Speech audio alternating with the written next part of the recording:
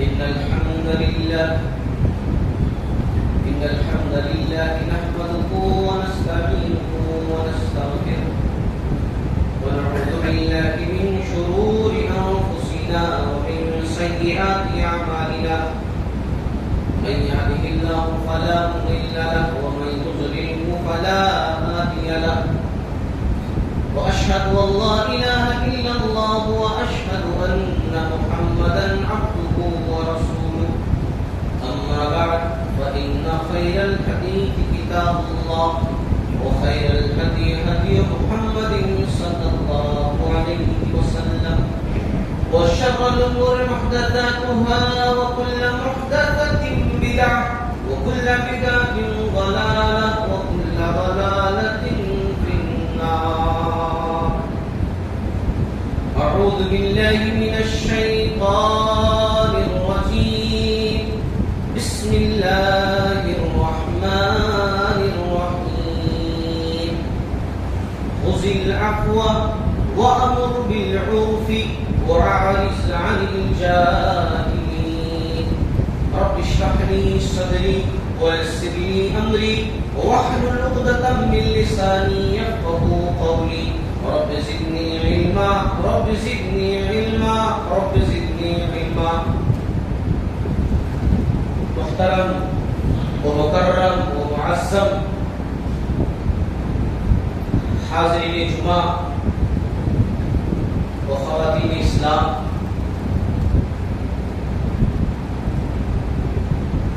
سب سے پہلے اللہ جل شانہ کی تعریف ہو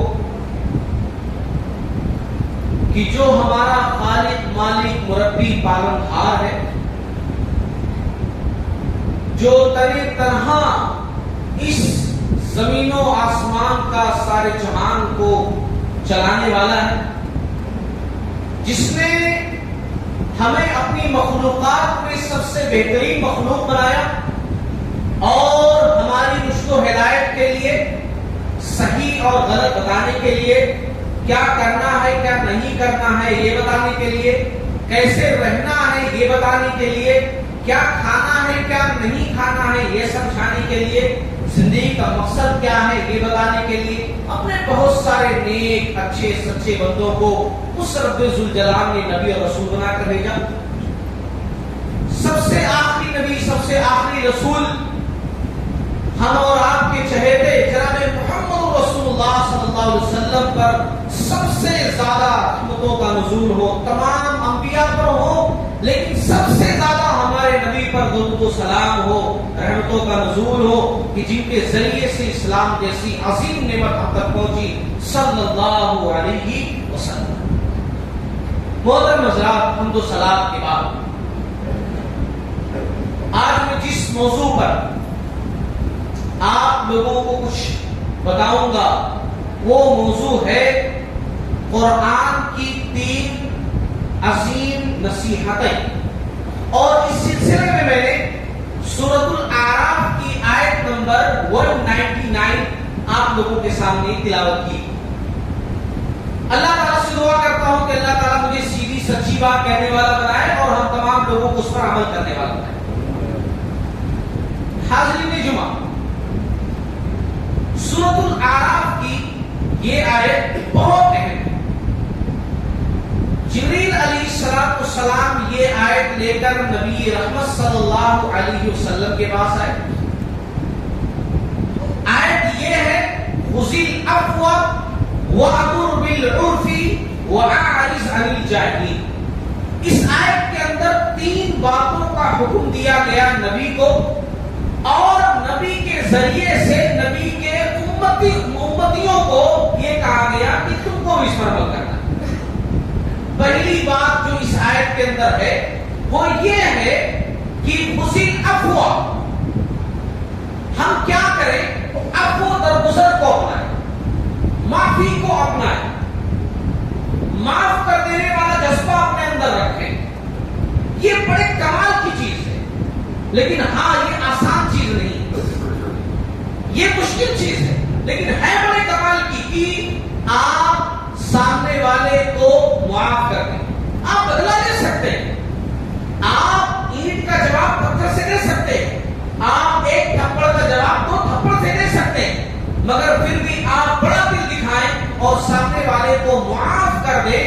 قرآن کی تعلیم. اور یہی بات جب آپ صلی اللہ علیہ وسلم پر یہ آیت نازل ہوئی تو آپ صلی اللہ علیہ وسلم نے پوچھا تھا جبریل علیہ السلام سے کہ اے جبریل آیت کا مطلب کیا ہے؟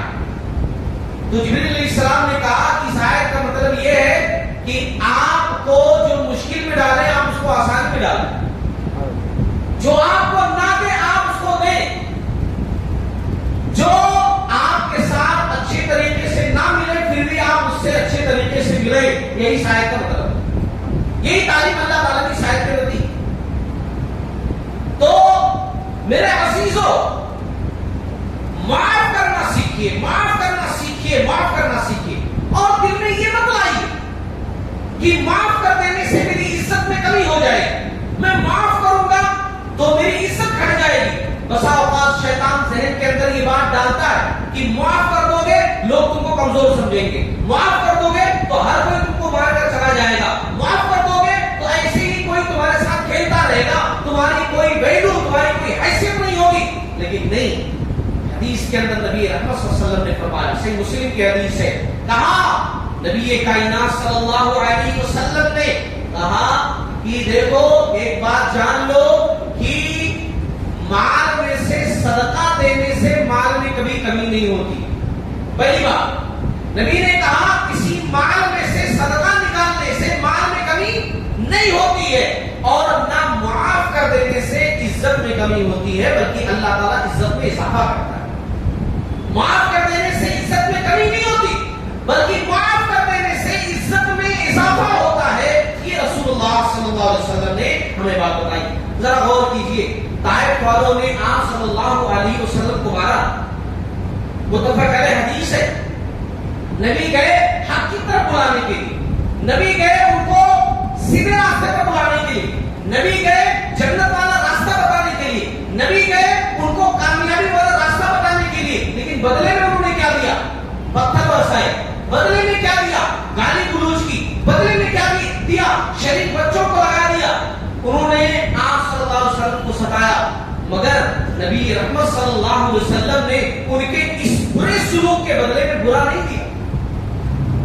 نبی زخموں سے جو باڈی سے خون نکل کر جوتے میں جڑا، آپ صلی اللہ علیہ وسلم کے ساتھ زید بن حارثہ رضی اللہ تعالیٰ عنہ، متفق علیہ حدیث، ایک جگہ لے کر گئے، بٹھایا، زخموں کو دھل رہے ہیں اور رو کر کہہ رہے ہیں یا نبی صلی اللہ علیہ وسلم یہ طائف والے پتھروں پہ رہتے ہیں نا، پہاڑوں کے بیچ میں، ان کا دل بھی پتھر ہو گیا ہے.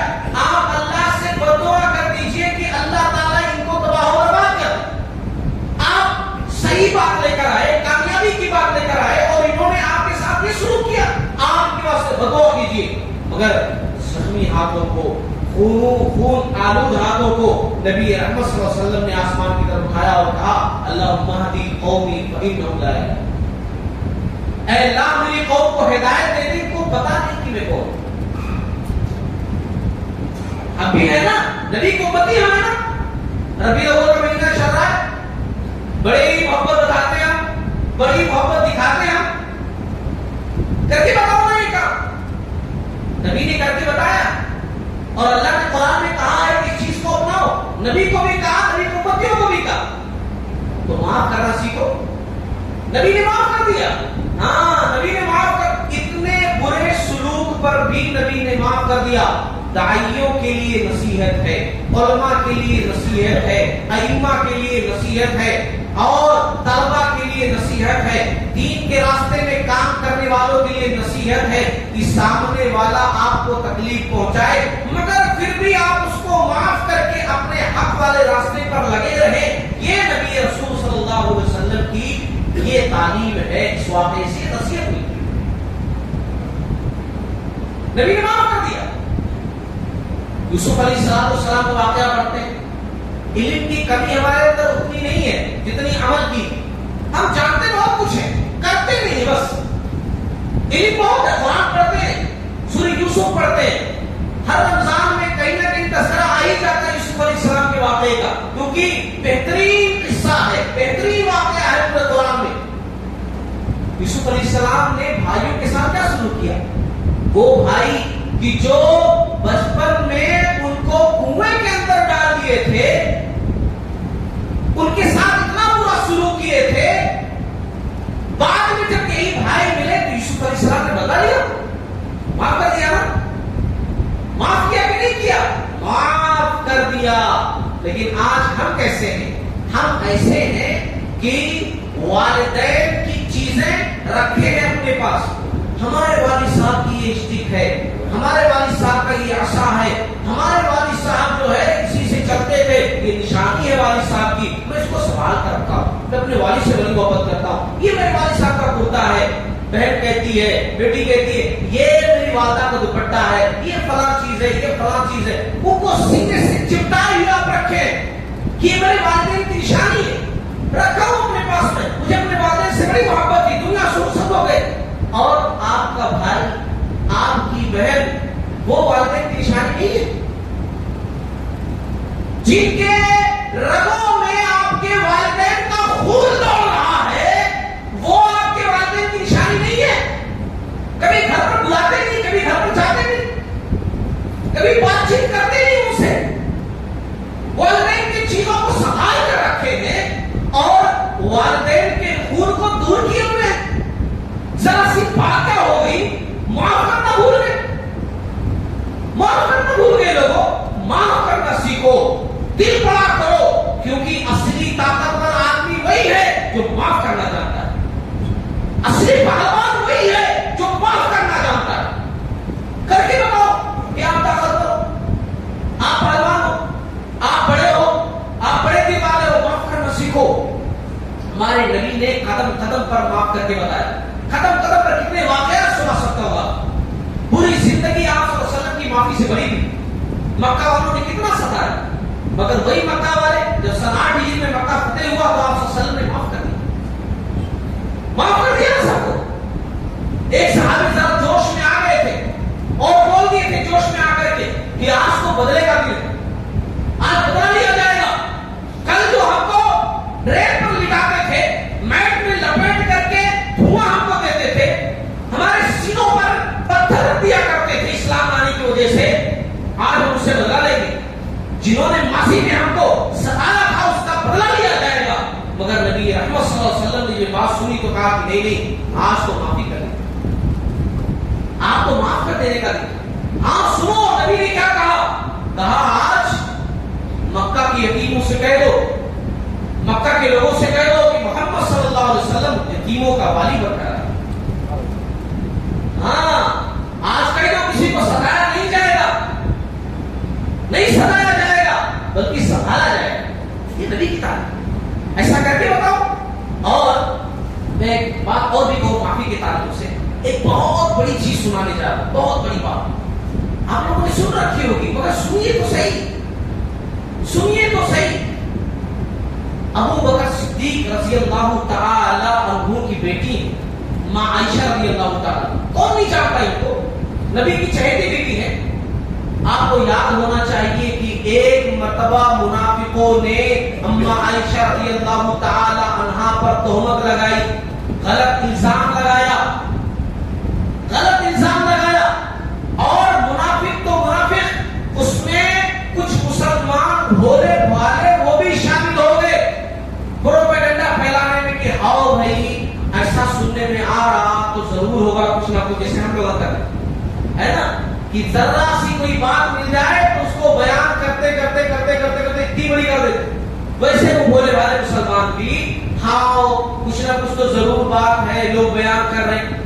یہ جو پکے سچے مسلمان تھے وہ بھی اس میں شامل ہو گئے، منافق کو تو چھوڑیے، وہ منافق، اس میں ایک صحابی تھے مصطح رضی اللہ تعالی، اور مصطح کو ابو بکر صدیق رضی اللہ تعالیٰ عنہ کی رشتہ دار، اور اتنے غریب کہ ہر مہینے ابو بکر رضی اللہ تعالیٰ عنہ ان کو پیسہ دیتے تھے، ان کے گھر میں راشن ڈلواتے تھے، میرا رشتہ دار ہے، میرا عزیز ہے، غریب ہے، کھانے والے لوگ ہیں، ڈالتے تھے، دیتے تھے۔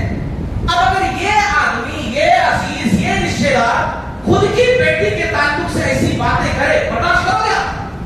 خود کے گھر والوں کے تعلق سے ایسی بات کرے گا، برداشت کرو گیا؟ کتنی بڑی بات ہوگی کہ میں ہی دیتا ہوں، میں ہی کھلاتا ہوں، میں خرچہ کرتا ہوں، میں دیتا ہوں، اور آج یہ میری بیٹی کے اوپر الزام لگا رہا ہوں، ابو بکر صدیق رضی اللہ تعالیٰ عنہ کو غصہ آیا. نبی تمام معاملات میں خاموش تھے. نبی کو خود سمجھ میں نہیں آ رہا تھا کہ صحیح کیا ہے غلط کیا ہے، کیونکہ وحی نہیں آ رہی تھی. آپ صلی اللہ علیہ وسلم تقریباً 1 مہینہ تک پریشان تھے کہ کیا صحیح ہے اور کیا غلط. کہاں ہیں وہ لوگ جو کہتے ہیں نبی کو غیب کا علم تھا؟ کہاں ہیں وہ لوگ جو کہتے ہیں کہ نبی کو سب کچھ معلوم تھا، غیب کا علم رکھتے تھے ہمارے نبی صلی اللہ علیہ وسلم؟ اگر غیب کا علم رکھتے تو یہاں کنفیوژن ہی نہیں ہوتی، فوراً کہہ دیتے کہ بات یہ غلط ہے. مگر نبی کوئی ڈیسیجن نہیں لے پا رہے تھے. جب اللہ رب العالمین نے قرآن میں آیتیں نازل کی سورہ نور کی اور بتایا کہ یہ غلط بات ہے، اما عائشہ رضی اللہ تعالیٰ عنہ تو پاک صاف ہیں، یہی لوگ غلط الزام لگا رہے ہیں، تب بات کلیئر ہوئی. اور نبی نے کہا کہ جو ہے منافقوں کو تو چھوڑو، اللہ سزا دے گا، لیکن جو پکے سچے مسلمان ہو کر کے بھی جنہوں نے الزام لگایا ان کو کوڑے لگائے گئے. ہاں مستہ سے ابو بکر رضی اللہ تعالیٰ وہ بڑے ناراض کہ انہوں نے کیوں اس میں شمولیت اختیار کی، یہ پروپیگنڈے میں کیوں شامل ہوئے، جبکہ میرے رشتہ دار ہیں، میں ان کو اوپر خرچ کرتا ہوں، میں دیتا ہوں ان کو. بند کر دیا دینا، نہیں دوں گا اس کو. میری بچی کو بدنام کرنے میں آگے آگے نہیں دوں گا اس کو. اللہ کو یہ ادا پسند نہیں ہے. اللہ نے قرآن میں آیت نازل کی، اللہ نے کہا وَلَا يَأْتَلِ أُولُو الْفَضْلِ مِنْكُمْ وَالسَّعَةِ أَنْ يُؤْتُوا أُولِي الْقُرْبَى وَالْمَسَاكِينَ وَالْمُهَاجِرِينَ فِي سَبِيلِ اللَّهِ وَلْيَعْفُوا وَلْيَصْفَحُوا أَلَا تُحِبُّونَ أَنْ يَغْفِرَ اللَّهُ لَكُمْ وَاللَّهُ غَفُورٌ رَحِيمٌ. سورہ نور کیا ہے؟ اللہ نے کہا جو کشادگی والے لوگ ہیں نا، مالدار لوگ ہیں، پیسے والے لوگ ہیں، انہیں دوسروں پر اللہ کے راستے میں خرچ کرنے میں ایسا نہیں کرنا چاہیے کہ نہیں دیں گے، خرچ کرنا چاہیے. کیا تم نہیں چاہتے ہو لوگوں کہ اللہ تعالیٰ تمہیں معاف کر دے، اللہ تعالیٰ تم سے درگزر کر دے، تمہارے گناہوں کو بخش دے؟ کیا تم نہیں چاہتے ہو؟ اللہ تو بڑا بخشنے والا مہربان ہے. کیا تم نہیں چاہتے ہو تو خرچ کرو. وہ صدیق رضی اللہ تعالیٰ عنہ نے یہ آیت سنی تو کہا کیوں نہیں اللہ تعالیٰ، میں تو چاہتا ہوں کہ مجھے معاف کر دیا جائے. پھر سے چالو کر، پھر سے اپنے رشتہ دار کو دینا شروع کر. اتنا بڑا دن ہم تو اس کے دروازے پر کر جائیں گے نہیں. چھوٹی سی بات پر تو ہم ہمیشہ کے لیے ناتا توڑ لیتے ہے نا. آج اللہ کی قسم یہ زندگی کچھ بھی نہیں.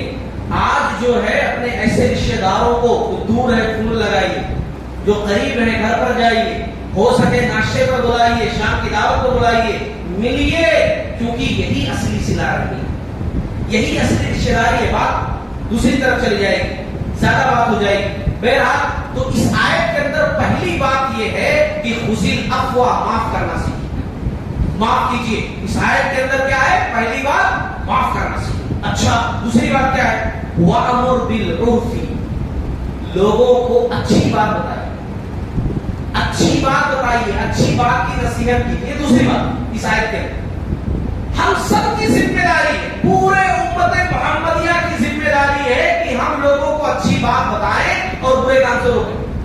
ہر شخص کی ذمہ داری، صرف امام صاحب کی نہیں، ہر شخص کی ذمہ داری ہے. جتنا اس کو علم ہے اس حساب سے وہ کام کرے. کنتم خیر امۃ اخرجت للناس تأمرون بالمعروف وتنہون عن المنکر. تم ایک بہترین امت ہو جو لوگوں کے لیے نکالی گئی ہے. تم بھلائی کا حکم کرتے ہو، برائی سے روکتے ہو. یہ احسان نہیں ہے بلکہ یہ ہماری ذمہ داری ہے. ہاں یہاں میں ٹھہر کر کے آپ کو بتا رہا ہوں، کو سمجھا رہا ہوں کہ احسان نہیں، یہ ذمہ داری ہے. ہم امت محمدیہ کے فرد ہیں، ہماری ذمہ داری ہے لوگوں کو سمجھانا، لوگوں کو بتانا. اور اس ناحیے سے ہماری ذمہ داری اور بڑھ جاتی ہے کہ ہمارے پاس کتاب و سنت کی تعلیم. اگر ہم نہیں لوگوں کو بتائیں گے تو کون بتائے گا؟ ہم نہیں لوگوں کو سمجھائیں گے تو کون سمجھائے گا؟ اسی لیے لوگوں، ہر شخص کی ذمہ داری ہے جتنا ہو سکے، جس حیثیت سے ہو سکے، لوگوں کو اچھی بات بتانا. لیکن اچھی بات بتانے میں اچھا طریقہ بھی اختیار کرنا. ہم ایسا دیکھتے ہیں، ہماری نیت غلط نہیں ہوتی جی، ہم دل سے برا نہیں چاہتے کسی کا، لیکن ہمیں طریقہ نہیں آتا. کبھی کبھی بہت سارے لوگ مسجد میں ہوتے ہیں، کوئی نیا بندہ آ گیا مسجد کے اندر ہمارے، ابھی تک وہ ہمیشہ جو ہے ایسی جگہ نماز پڑھتا تھا یا ایسی جگہ جاتا تھا جہاں رب العالمین نہیں، جہاں آمین نہیں، جہاں سنت کے مطابق نماز نہیں. اب بیچارہ وہ اہل حدیث کی مسجد میں آ گیا جہاں سنت کے مطابق نماز ہوتی ہے. وہ پہلے سے ہی پریشان ہے دیکھ کر کے کہ یہ کیا مغرب کے بعد لوگ پڑھ رہے ہیں، ابھی تو جماعت نہیں ہوئی. بیچارے کے چہرے پر ہوائیاں اڑ رہی ہیں کیونکہ لائف میں کبھی دیکھا نہیں. فرسٹ ٹائم وہ دیکھ رہا ہے کہ مغرب سے پہلے، فرض سے پہلے لوگ جو ہے نفل پڑھ رہے ہیں کھڑے ہو کر کے. دوسری مسجد میں پڑھا ہی نہیں جاتا، لڑائی نہیں جاتا. اب اس پر جو ہے بیچارہ، اب اس کو کچھ پتا ہی نہیں ہے نا. اب وہ آ کر کے نیت باندھا اپنے طریقے سے. اب کوئی چاچا ہے، کوئی بھائی صاحب ہے، کیا کرو تم؟ اصل نہیں ایسا پڑھنا چاہیے. نماز ختم ہوئی تو سب اس کی کلاس لینا شروع کر دی. ایسا نہیں کہہ رہا ہوں کہ آپ کا دل برا ہے، آپ کی نیت بری ہے، آپ اچھا کر رہے ہیں، سمجھا رہے ہیں، اچھی بات ہے، مگر طریقہ یہ نہیں ہوتا ہے. اس طرح سمجھانے کا طریقہ نہیں ہوتا ہے کہ آپ کسی کو ڈانٹو، کسی کو جھڑکو، کسی سے بے ادبی سے بات کرو. آپ صحیح جانتے ہو تو اس کا مطلب یہ نہیں کہ جو نہیں جانتا ہے آپ اس کو ڈانٹنا شروع کرو. آپ اس کے سامنے ایسا بتاؤ کہ مجھے سب کچھ پتا، تجھے کچھ نہیں پتا. غلط طریقہ ہے، غلط طریقہ. میں آپ کو بتاؤں، ایک واقعہ سناؤں، تفصیلی واقعہ. عبدالرحمن الحریفی، دکتور عبدالرحمن الحریفی باہر کے رائٹر ہے، عربی میں کتابیں لکھتے ہیں. تو انہوں نے اپنی کتاب کے اندر ایک واقعہ لکھا، تفصیلی واقعہ. وہ سنو، اسے سمجھ میں آئے گا کہ صرف اچھی نیت نہیں، اچھا طریقہ بھی ہونا چاہیے سمجھانے کے لیے. میں نہیں کہہ رہا ہوں آپ کی نیت غلط، یہ صحیح ہے میرے پیارے، لیکن طریقہ بھی اچھا ہونا چاہیے سمجھانے کے لیے. دیکھو طریقہ کیا ہونا چاہیے. ایک واقعہ سنا. ایک محلے کے اندر ایک صاحب جو ہے نئے نئے آئے، کرائے پر مکان لیے. اچھا، محلے میں آئے تو ظاہر سی بات ہے نمازی تھے، الحمدللہ وہ روزہ نماز کے پابند تھے. تو سب سے پہلے جان لیے مسجد کس طرف ہے، اس راستے سے جاتا ہے وہاں مسجد ہے. اچھی بات. ظہر کی جو ہے اذان ہوئی، اپنے گھر سے وہ نکلے، دھوپ ہے اور راستے میں ایک باغ پڑ رہا ہے بڑا، وہ آموں کا ملہ ہوتا ہے، بڑا جھاڑ، پتیاں بہت زیادہ. اب ایک آدمی ہے وہ جھاڑ پر چڑھا ہوا ہے اور یہ جانتے ہیں کہ بھائی یہ میرے گھر سے تھوڑی دور پر اس کا گھر ہے، میں دیکھا ہوں وہاں سے نکلتے ہوئے اس کو. تو یہ صاحب آئے اور اس کے بعد جو ہے دیکھا کہ وہ جھاڑ پہ چڑھا ہوا ہے. نیچے سے یہ صاف دیکھ رہے ہیں اس کو، مگر اوپر سے وہ نہیں دیکھ پا رہا ہے. بتیاں وغیرہ ہیں، نیچے کون ہے وہ نہیں دیکھ پا رہا ہے. اور یہ نیچے سے اس کو دیکھ رہے ہیں. اب اس کو یہ پکارے نیچے سے، بولے او بھائی باہر ہے کیا؟ اذان ہو گئی، سنائی نہیں دیا کیا؟ مسلمان نہیں ہے کیا؟ چلو نماز پڑھنے کے لیے. شرم آنی چاہیے، اذان ہو گئی، محلے کی مسجد ہے اور آپ ابھی تک نماز پڑھنے کے لیے نہیں گئے، نیچے پڑھو. انہوں نے اس انداز سے بات کی تو وہ جو آدمی تھا ذرا غصے والا تھا. اس نے کہا کون ہے جی مجھ سے جو ارے ترے سے بات کر رہا، رک جاؤ نیچے اتر رہا ہوں بتاتا ہوں. وہاں سے ایک لکڑی اس نے توڑی، نیچے اترنے لگا. یہ صاحب بولے دھوپ تھا نا، کپڑا وغیرہ لپیٹے تھے. یہ بولے کہ بھائی بھاگ جو یہاں سے، آپ نے مارے نہیں. زیادہ غصہ ہو گیا، یہ نکل لیے مسجد میں گئے، نماز پڑھے، اس کے بعد آئے. اچھا عصر کے ٹائم کے پھر جو ہے مسجد کی طرف نکلے، عصر کے ٹائم پھر نکلے.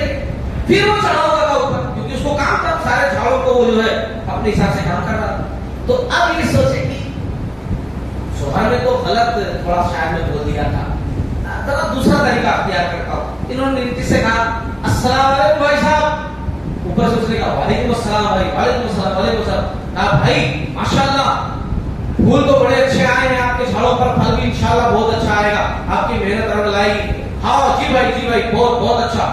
بھائی اذان ہو گئی ہے، آپ نیچے اتر جاتے، ذرا پانی پی لیتے، وضو کر لیتے، نماز پڑھ لیتے، فریش ہو جاتے، پھر دوبارہ کام پہ لگیں گے تو مزہ ہی کچھ آ جائے گا. چلو ساتھ میں نماز پڑھ کر کے آتے. اس نے کہا ہاں بالکل اچھی بات، بہت اچھی بات بولے آپ. وضو کر کے نماز پڑھ لیں گے تو فریش ہو جائیں گے، بالکل مائنڈ بھی فریش ہو جاتا.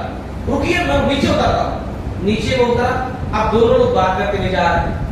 وہ بڑا متاثر ہوا ان سے، کہا کہ ماشاءاللہ آپ سے مل کر بڑی خوشی ہوئی، ہمارے محلے میں رہ رہے. ہاں تو باہر میں ظہر میں پکڑا تو بدتمیز تھا، ایک بیکار آدمی، بداخلاق. ارے تو ایسے بات کر رہا تھا، اس سے اتنا غصہ مجھے آیا، میں تو اتر رہا تھا نیچے. اگر وہ مل جائے مجھے نا تو بہت ماروں گا اس کو. آپ بڑے اچھے، مگر وہ ظہر میں پکڑا تو آدمی کا بہت بدتمیز تھا. ابھی دل میں سوچنے لگے معیش تھا کیا بولوں اس کو.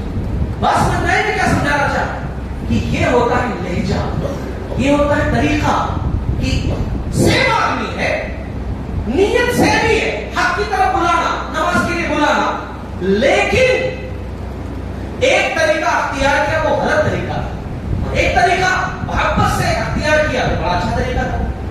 تو یہ ہوتا ہے وامر بالعرف, لوگوں کو بلاؤ بھلائی کی طرف, لوگوں کو سمجھاؤ اچھی باتیں, لوگوں کو روکو بری باتوں سے, مگر احسن طریقے سے, بھلے طریقے سے, اچھے طریقے سے. طریقہ بھی اچھا ہونا چاہیے, بات اچھی ہے تو طریقہ بھی اچھا ہونا چاہیے. مختصر دوسری بات ہو گئی. تیسری بات وعارض عن الجاہلین, جاہلوں سے اعراض کیجیے. پہلی بات کیا تھی؟ خذ العفو, عفو درگزر کو اپناؤ, معافی کو اپناؤ, بڑا دل دکھاؤ. اور دوسری چیز وامر بالعرف, اچھی بات بتاؤ. تیسری چیز وعارض عن الجاہلین, جاہلوں سے اعراض کرو. اب جاہل کا مطلب کیا ہے؟ جاہل کا مطلب ہم سمجھتے ہوں گے جو پڑھا لکھا نہیں ہے, ان پڑھ ہے, اس کو بولتے ہیں جاہل. غلط بات. جاہل اس کو کہتے ہیں یہاں قرآن کی اصطلاح میں کہ جو پڑھا لکھا ہو نہ پڑھا لکھا ہو الگ بات ہے, اس کو بات کرنا نہ آتا, کب کیا بولنا ہے کیسے بولنا ہے اس کو کچھ پتا نہیں. میٹنگ میں بیٹھے, میٹنگ کسی اور ٹاپک پر چل رہی ہے, پہنچا دے کسی اور ٹاپک پر. مجلس میں بیٹھا ہوا ہے, بات کیا کرنی چاہیے نہیں پتا, بس منہ میں جو آ رہا وہ کھول رہا بول دے رہا. سامنے والے کی فیلنگ کا کوئی احساس نہیں, بس اس کو جو سمجھ میں آ رہا بول دے رہا. اس کو بولتے ہیں جاہل, جس کو بولنے کے آداب نہ معلوم. ایک واقعہ سناتا ہوں میں, دیکھو ایسے لوگ جو ہوتے ہیں نا, ان سے کہا گیا ہے اعراض کرو. مطلب وَإِذَا خَاطَبَهُمُ الْجَاهِلُونَ قَالُوا سَلَامًا, السلام علیکم, وعلیکم السلام. ان سے الجھو نہیں, تو کہے تو سمجھ لیے تھے, ایسا کیوں بولے مجھے, ہمت کیسے ہوئی, اپنی انرجی ویسٹ ہی مت کرو. جان جاؤ کہ بھائی بیچارے کو بولنے کا سلیقہ نہیں آتا ہے, السلام علیکم نکل جاؤ. یہ رحمان کے بندوں کی پہچان ہے, یہ رحمان کے بندوں کی پہچان ہے کہ جو جاہلوں سے الجھتے نہیں ہیں بلکہ سیدھا سیدھا السلام علیکم وعلیکم السلام کہہ کر کے نکل جاتے ہیں, اپنا انرجی جو ہے وہاں پر ویسٹ نہیں کرتے. ایک واقعہ سنا دو, اس کے بعد واقعہ یہ ہے صحیح بخاری کتاب و تفسیر کی یہ حدیث. عمر بن خطاب رضی اللہ تعالیٰ عنہ اپنے دور خلافت میں خاص مجلس بٹھاتے تھے. عام مجلس بھی ہوتی تھی, خاص مجلس بھی ہوتی تھی. خاص مجلس میں انہی لوگوں کو بلاتے تھے کہ جو قرآن کے حافظ ہوتے, حدیث کے حافظ ہوتے, پڑھے لکھے ہوتے, بات کرنے کا سلیقہ آتا. ایسے لوگوں کو خاص مجلس میں عمر رضی اللہ تعالیٰ عنہ بٹھاتے. اچھا, ان مجلس میں ایک نوجوان تھے حر بن قیس رضی اللہ تعالیٰ. کیا نام تھا ان کا؟ حر بن قیس رضی اللہ تعالیٰ. اچھا, نوجوان صحابی, حافظ حدیث, حافظ قرآن, بڑے بہترین. ان کے چاچا تھے اوینا نام تھا. حر بن قیس کے چاچا تھے اوینا. اب اوینا کیسے تھے؟ جیسا کہ میں نے کہا جاہلوں میں سے بات کرنے کا سلیقہ ان کو نہیں آتا. یہ ہمیشہ اپنے بھتیجے سے کہتے بھتیجے وہ خاص مجلس میں جب چلو تو مجھے بھی لے کر کے چلو, میں بھی جانا چاہتا ہوں, خاص مجلس میں بیٹھنا چاہتا ہوں. یہ چاہتے تھے میرے چاچا کیسے, تو لے کر کے نہیں جاتے, نہیں لے کر جاتے. ایک دن ضد کرنے لگے, لے کر چلو, اجازت لیے, لے کر کے بولے چلو چاچا آج لے کر چلتا ہوں آپ کو, لے کر کے. جس بات کا ڈر تھا وہی ہوا کیا, یہ مجلس کے اندر داخل ہوئے نا چاچا عمر بن خطاب رضی اللہ تعالیٰ عنہ, بہت سارے صحابہ بیٹھے ہوئے سب. یہ مجلس میں داخل ہوئے, نہ سلام نہ کلام نہ دعا, کچھ بات نہیں. بولے اے عمر, آپ جو ہے دیتے بہت کم ہو اور انصاف سے کام نہیں لیتے. آپ جو ہے دیتے بہت کم ہو اور انصاف سے کام نہیں لیتے ہو. ذرا سوچو, عمر بن خطاب رضی اللہ تعالیٰ عنہ کی انصاف کی مثال آج بھی دی جاتی ہے, اور صرف اپنے نہیں غیر بھی تسلیم کرتے ہیں. اس بات کو غیر بھی تسلیم کرتے ہیں کہ انصاف کرنے والا کوئی ہو تو عمر بن خطاب رضی اللہ تعالیٰ عنہ جیسا, حکمراں کوئی ہو تو عمر بن خطاب رضی اللہ تعالیٰ عنہ جیسا. اور ان کو کہہ رہے ان کے منہ پہ کہ آپ دیتے نہیں ہو صحیح طریقے سے, مال وغیرہ خرچ نہیں کرتے ہو جو حق بنتا ہے ہمارا, اور نہ ہی آپ انصاف سے کام لیتے. اب عمر بن خطاب رضی اللہ تعالیٰ عنہ کوڑا بازو میں رکھے ہوئے تھے, اٹھائے کہ نہ سلام نہ کلام نہ دعا, کچھ بھی نہیں, آ کر کے بغیر سر پیر کے الزام. اب جو ہے جب کوڑا اٹھائے تو جو بھتیجے تھے حر بن قیس رضی اللہ تعالیٰ عنہ وہ ڈرے کہ اگر چاچا کی پٹائی ہو گئی تو باہر جا کر چاچا میری برائی کریں گے، خود لے کر گیا مجھے پٹوا دیا۔ اب جو ہے حر بن قیس رضی اللہ تعالیٰ عنہ اوپر کھڑے ہوئے اپنی جگہ پر اور بہت ہی بہترین انداز میں یہی آیت پڑھی۔ کون سی آیت؟ جو میں نے آپ لوگوں کو سنائی ہے، سورۃ الاعراف کی آیت۔ کہا اے امیر المومنین، اللہ قرآن میں کہتا ہے خذ العفو وامر بالعرف واعرض عن الجاہلین، معاف کر دیا کریں، اچھی بات بتا دیا کریں اور جاہلوں سے اعراض کریں۔ آپ تو جانتے ہیں میرے چاچا کیسے ہیں، آپ کو تو پتا ہے میرے چاچا کیسے ہیں۔ اور عمر بن خطاب رضی اللہ تعالیٰ عنہ قرآن پر عمل کرنے والے لوگ تھے، قرآن کی بات آ جائے تو تیری میری کچھ نہیں کرتے تھے۔ فلاں مفتی صاحب بول دیے، فلاں وہ صاحب ایسا کیوں بولے ہیں، پھر فلاں صاحب ایسا کیوں بولے، ایسا کچھ بھی نہیں کرتے تھے۔ قرآن کی بات آ گئی، فوراً عمر رضی اللہ تعالیٰ عنہ کا غصہ ختم، تھوڑا رکھ دیا اور اس کے بعد کہا جاؤ میری باتیں ختم ہو چکی۔ آخر میں یہی نصیحت میں دوں گا کہ 3 باتوں پر اللہ تعالیٰ ہم تمام لوگوں کو عمل کرنے والا ہے۔ اللہ رب العالمین معاف کرنے والا دل عطا فرمائے، اچھی بات اچھے طریقے سے پیش کرنے والا بنائے اور جاہلوں سے اعراض کرنے والا بنائے، جاہلوں سے درگزر کرنے والا بنائے۔ باری تعالیٰ ہماری غلطیوں کو چاہے چھوٹی ہو بڑی ہو تو معاف فرما دے۔ ہم انسان ہیں، غلطیاں ہم سے ہو جاتی ہیں میرے رب، لیکن تو بڑا غفور رحیم ہے، معاف فرما دے۔ باری تعالیٰ جو کاروبار سے جڑے ہیں میرے بھائی، اللہ تعالیٰ ان کے کاروبار میں برکت دے، جو مصیبت زدہ ان کی مصیبتوں کو دور فرما دے۔ باری تعالیٰ خیر ہماری زندگیوں میں شامل کر دے اور شر سے ہمیں دوری عطا فرما دے۔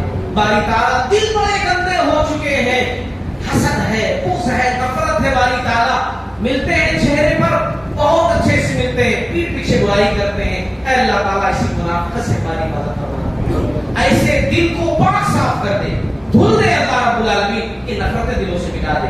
باری تعالیٰ جو چیزیں ہمارے حق میں بہتر ہیں وہ عنایت فرما دے، جو چیزیں خیر نہیں ہے، بہتر نہیں ہے، ان سے دوری عطا فرما دے، ہم کو دے ہی نہ۔ آمین۔ وآخر دعوانا ان الحمد للہ۔